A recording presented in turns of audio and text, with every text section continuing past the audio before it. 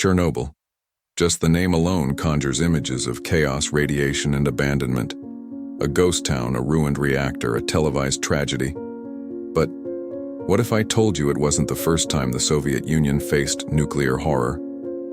What if you learned that decades before the explosion in Pripyat, another disaster, even more silent, devastated an entire region, and almost no one knew? In September 1957, in the dark heart of the Soviet Union, an event shook the foundations of science, ethics, and human life. An explosion that wasn't captured on camera, that didn't make headlines, that wasn't studied in universities, because the world never even knew it happened. The Kyshtym disaster was buried in silence. Black and white archival footage shows serene fields in the Ural Mountains. Farmers tend to their livestock. Children run through wooden villages. A proud Soviet narrator announces the state's progress. But behind these images, something very different was unfolding. In the remote Chelyabinsk region, a secret city operated under the code name Chelyabinsk 40. Officially, it didn't exist. No maps showed it. No citizen could admit to living there. But it was alive, vibrant, pulsing with the energy of thousands of scientists, workers, and soldiers laboring on Stalin's greatest secret project, the mass production of plutonium. It was the height of the Cold War. The world divided between two superpowers locked in a nuclear arms race. The US tested bombs in the Pacific. The Soviet Union rushed to expand its arsenal. And in this race, Chelyabinsk 40 became the ultimate symbol of Soviet ambition. At the heart of the city stood the Mayak complex, an industrial colossus responsible for generating tons of nuclear fuel. Day and night, it operated non-stop. But, like so many projects rushed by the arms race, speed came at the cost of safety. Cut to a detailed animation of the complex's layout. Underground tanks, corroded pipes, makeshift reactors, all held together by hasty decisions and fragile protocols. One of these tanks, designed to store dozens of tons of highly radioactive liquid waste, had a faulty cooling system. Over time, the internal temperature began to rise. There were no alarms, no electronic monitoring. The heat grew, silently. Chemical reactions intensified, until, on September 29, 1957, the pressure reached its breaking point. An explosion equivalent to 100 tons of TNT rocked the facility. A 160-ton concrete lid was hurled into the sky. A radioactive cloud invisible to the naked eye began to spread over the fields. We see the tank exploding, the ground shaking, the cloud rising like a poisonous shadow. The image freezes. The narrator returns. But unlike Chernobyl, no one was evacuated. No warning was issued. The army arrived quickly, but not to save. They came to silence.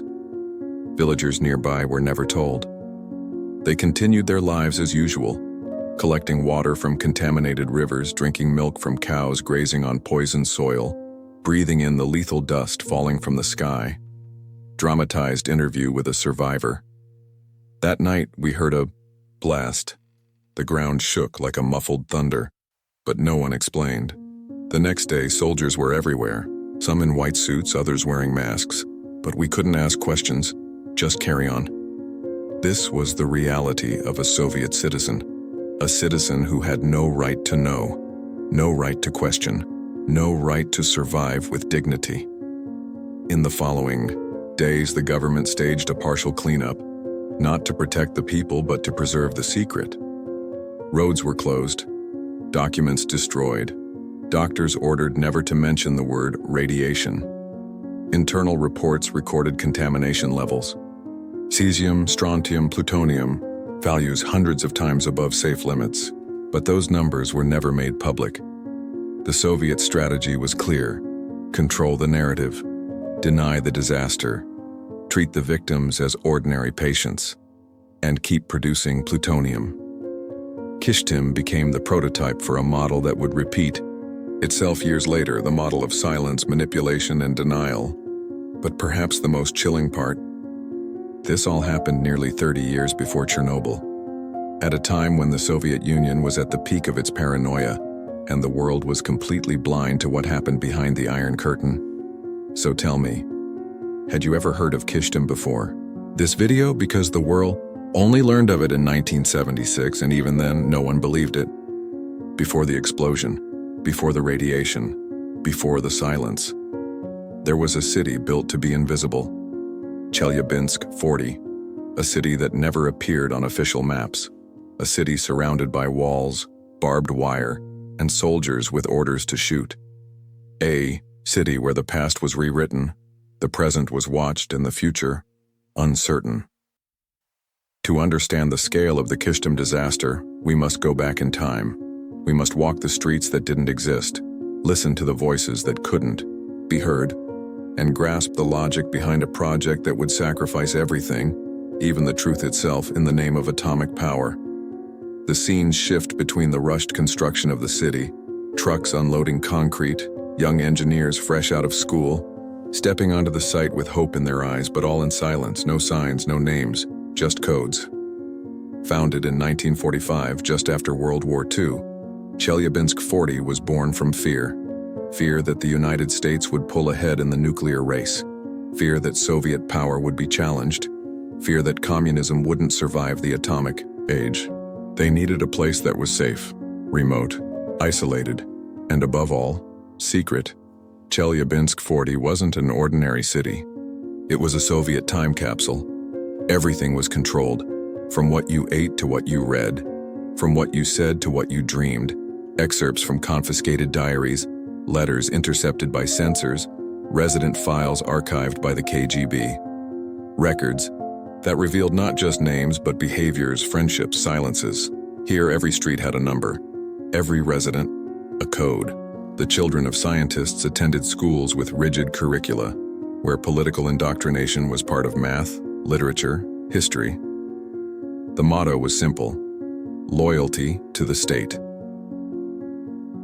Daily life in Chelyabinsk 40 was a mix of privilege and paranoia. On one hand, well-stocked markets, above-average salaries, guaranteed housing. On the other, hidden cameras, tapped phone calls, midnight interrogations. I thought we were special. We had chocolate when no one else did. But my mother told us never to say where we lived, not even to our grandparents. It was like living in a dream, one you couldn't wake up from. At the heart of the city stood the Mayak complex, the crown jewel of the Soviet nuclear program. One of the largest plutonium processing plants on Earth, fueling the bombs meant to rival America's arsenal. Yet at the same time, it was a hungry monster, generating tons of nuclear waste with nowhere to go. In the early years, the waste was simply dumped into the Teka River, which flowed through the region. Entire waterways were poisoned with radioactive material. No warnings given to the people living downstream. The path of the Teka River is traced from its source to the affected villages. Data flashes showing contamination levels. Dots mark entire settlements later evacuated. But in 1949, no one knew. The first complaints came early. Peasants reported fish dying in masses, skin itching after bathing, children breaking out in mysterious fevers and sores. But every complaint was ignored or punished. Even the scientists knew they were walking on a minefield. But the fear of being labeled traitors or enemies of the people was stronger than the instinct to sound the alarm. Radiation levels in the secondary tanks are approaching unacceptable limits. I urgently request the installation of new ventilation systems. Fear was the cement that held Chelyabinsk 40 together, a society built on not knowing, not asking, not resisting. Yet even here, life went on.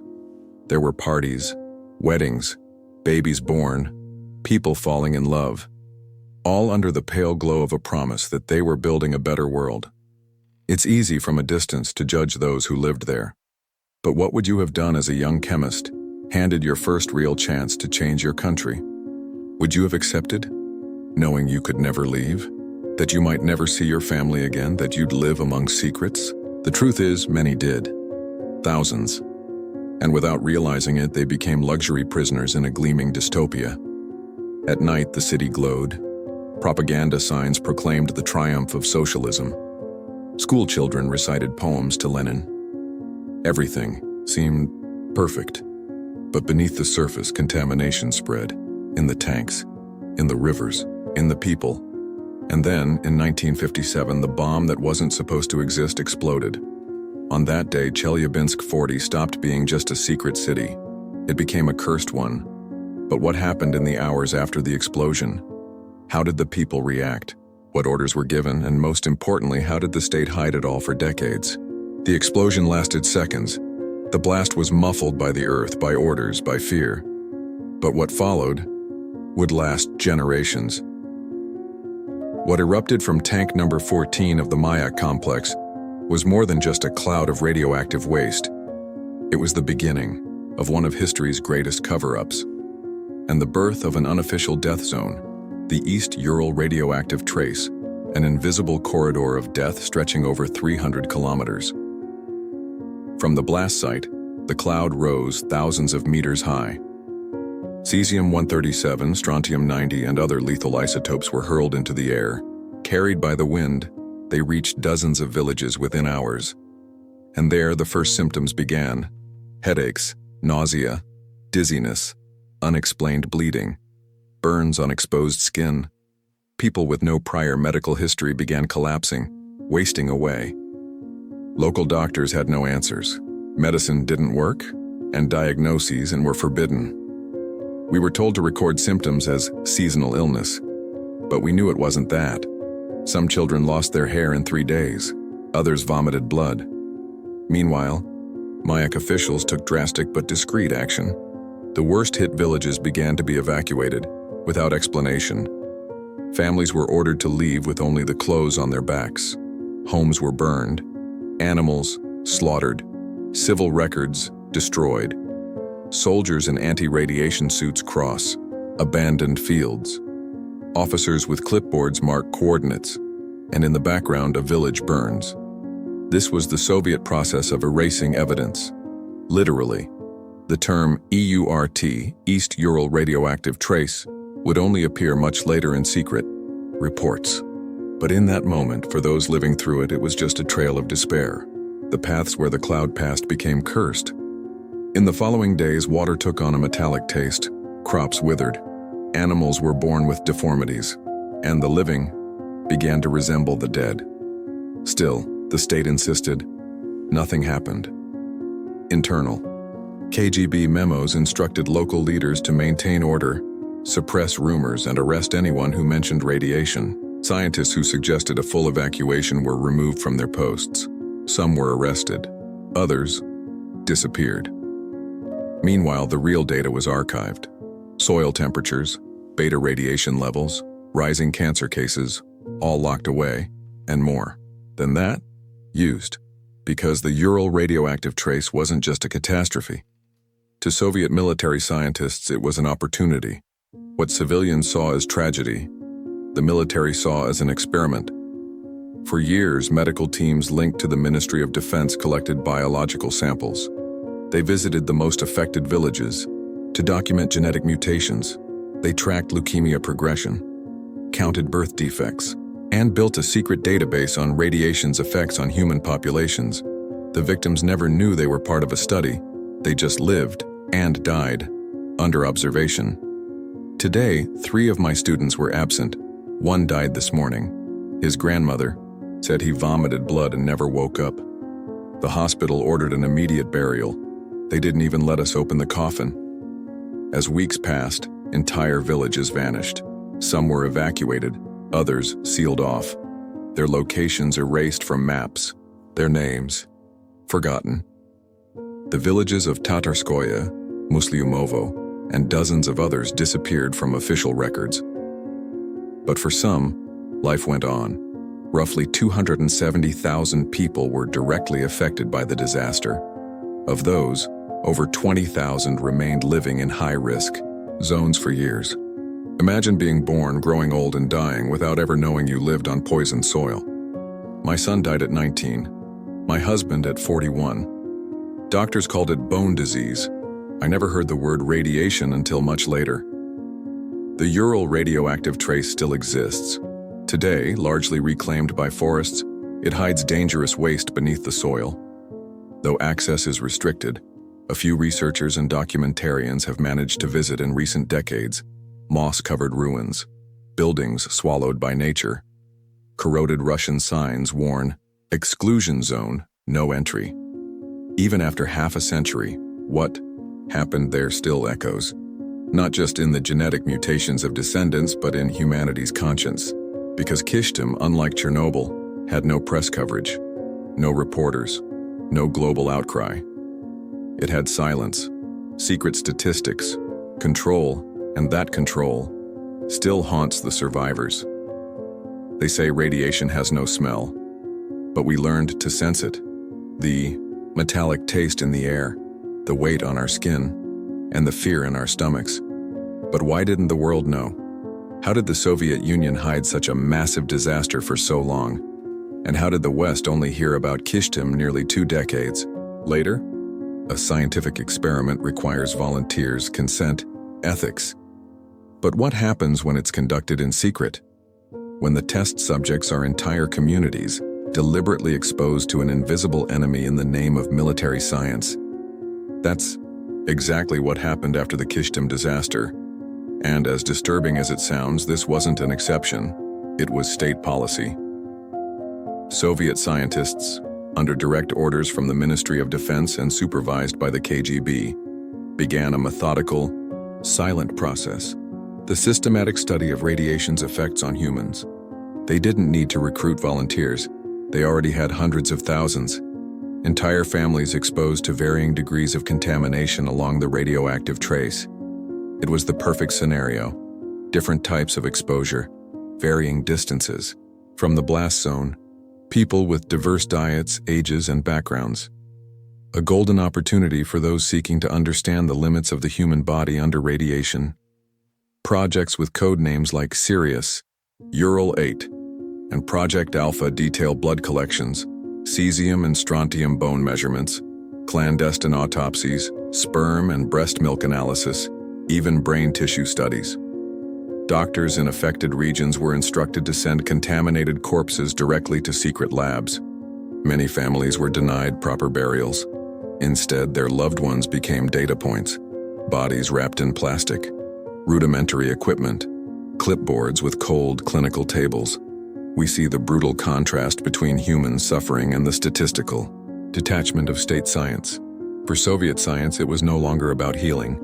It was about mastering risk, calculating lethal doses, creating predictive models, producing reports that would be used elsewhere, in military planning, nuclear engineering, state propaganda.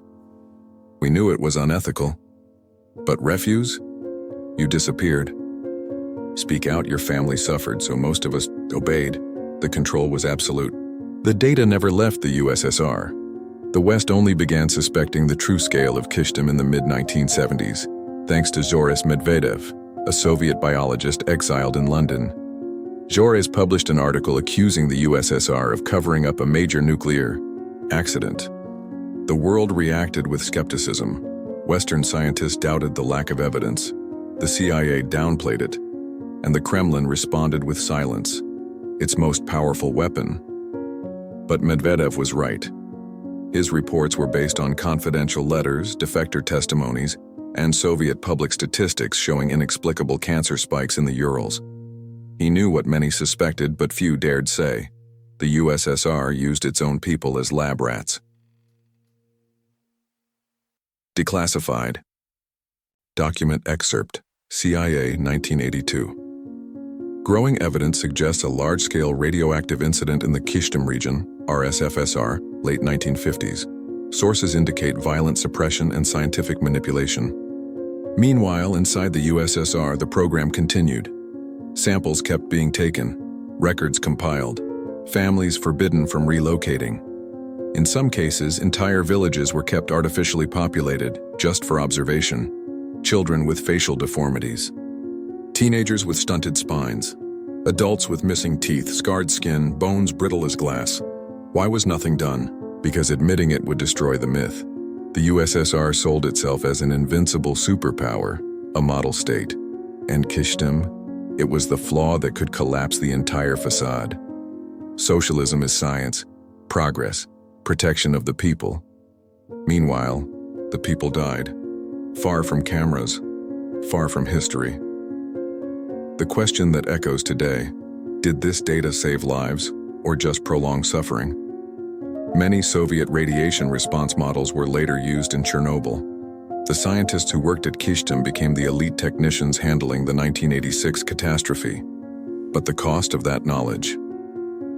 Paid in human lives. Scientists, when well-intentioned, are seekers of truth. But in Kyshtym, science was corrupted. It became a tool of oppression, manipulation, power, and the people who lived through this experiment, many are still alive. Their bodies bear the marks of what was done, their minds the trauma of silence, and in their children, the genetic legacy of state negligence. I was born with kidney defects. My sister had 2 miscarriages. No one said. It was radiation. But we lived in Musliumovo. What else could it be? Today, documents are finally surfacing. Russian researchers, often facing resistance, are piecing together fragments of this history. Cross-referencing maps, listening to testimonies, fighting a past that refuses to stay buried. But the truth? It resists, and it demands to be told. What happened in Kyshtym cannot be forgotten, must not be downplayed, because it reveals the darkest side of the nuclear race, where science, politics, and inhumanity collide. And if we don't face it with eyes wide open, we risk repeating it.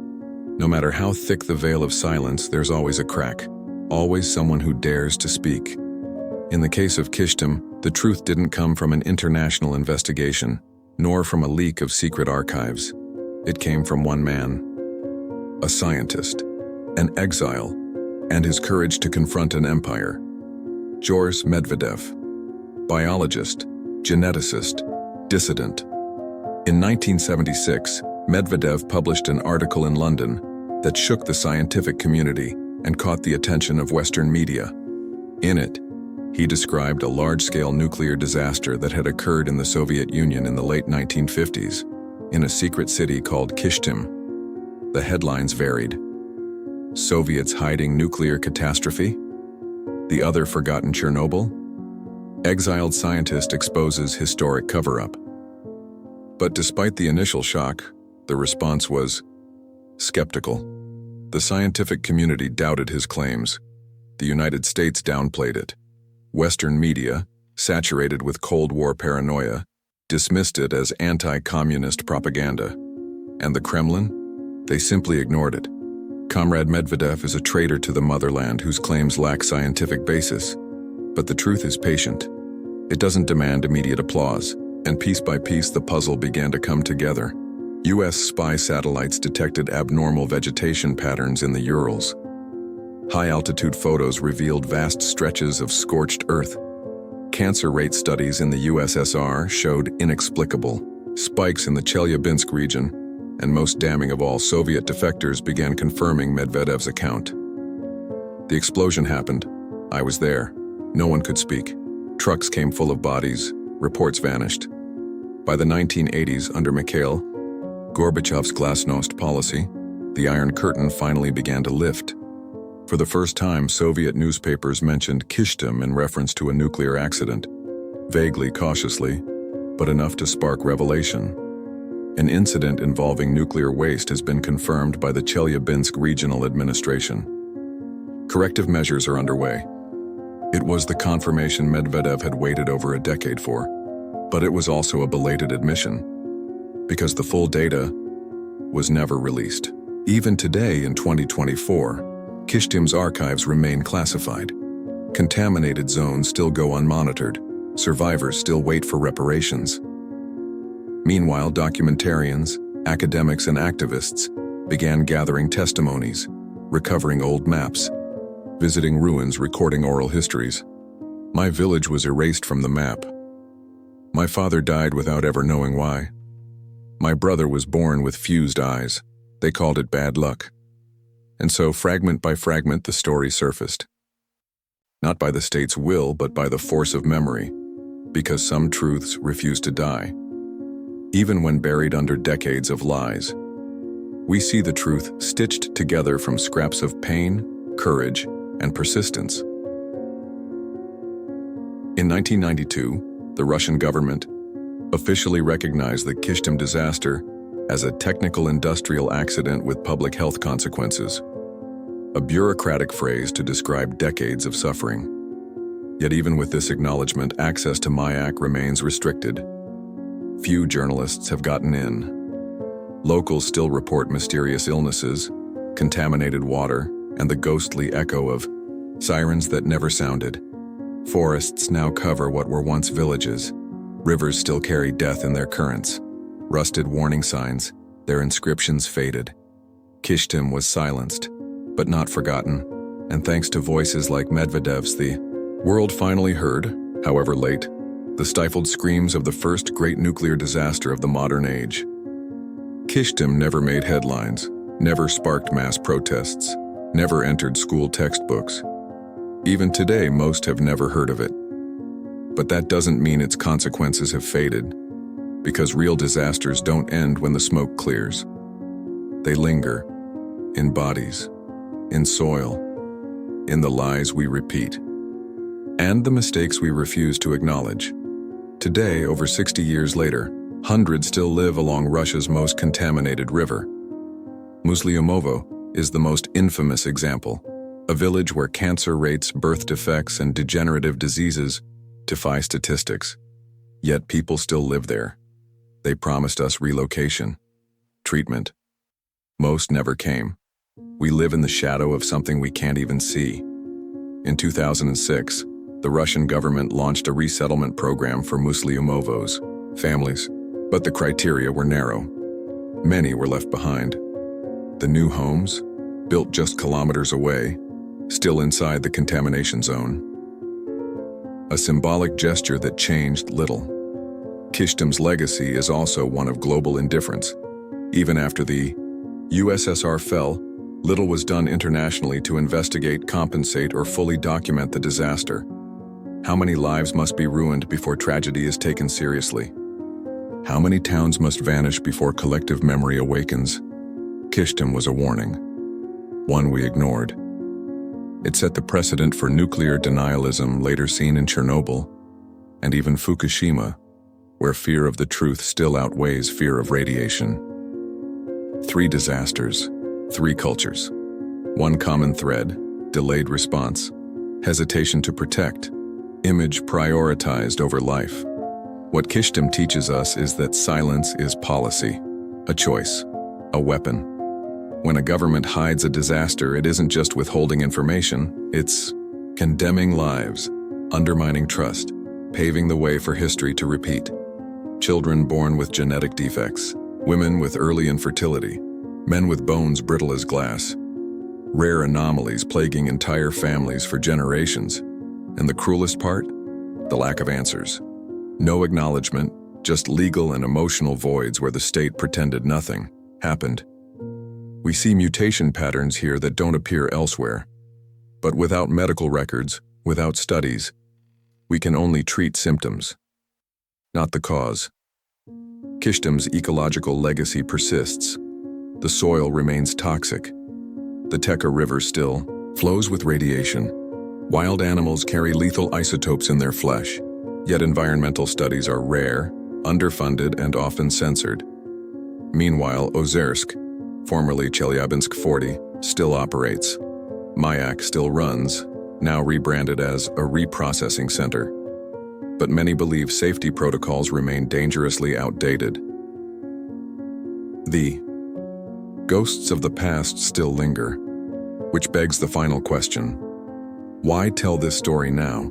Because Kyshtym isn't just history, it's a living warning. A mirror to how we handle power, secrecy, and truth. We live in an age where increasingly dangerous technologies rest in few hands, where transparency is a privilege, not a right, where environmental disasters are still buried for political and economic stability.